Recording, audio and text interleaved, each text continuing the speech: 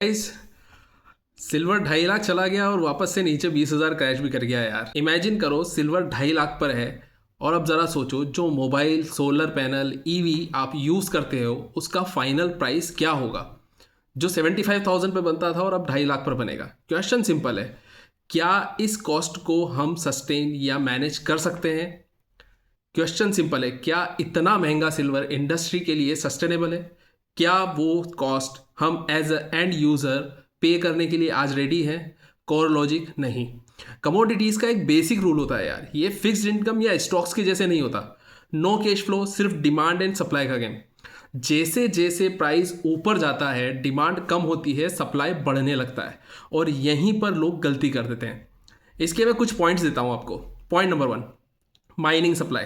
75,000 पर जो माइनर्स बोल रहे थे कि भाई सिल्वर बहुत कॉस्ट एफिशिएंट नहीं है, 2.5 लाख पर क्या करेंगे, माइंस चालू कर देंगे। यहां पर थोड़ी सी पिक्चर बदल जाती है। जैसे कि सैमसंग के बारे में मैंने आपको पिछले वीडियो में बताया था, नहीं देखा हो तो जाकर के देख लो। लो ग्रेड ओर्स भी प्रॉफिटेबल हो जाते हैं, सप्लाई आ जाती है।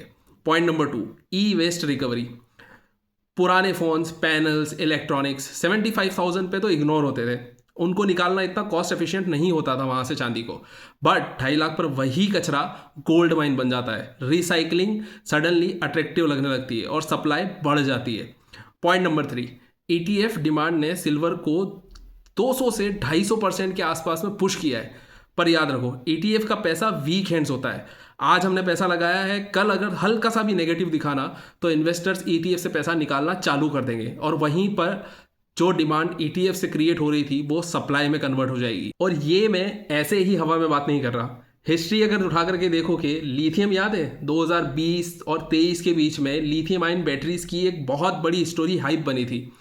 लिथियम आयन आसमान छू रहा था, लेकिन आज 85% डाउन है। यूरेनियम, निकल, सेम कहानी है लेकिन अलग अलग नेम है। मैं ये नहीं कह रहा हूं कि सिल्वर को तुम सेल कर दो, बस इतना बोल रहा हूं कमोडिटीज में क्रेज महंगा पड़ सकता है।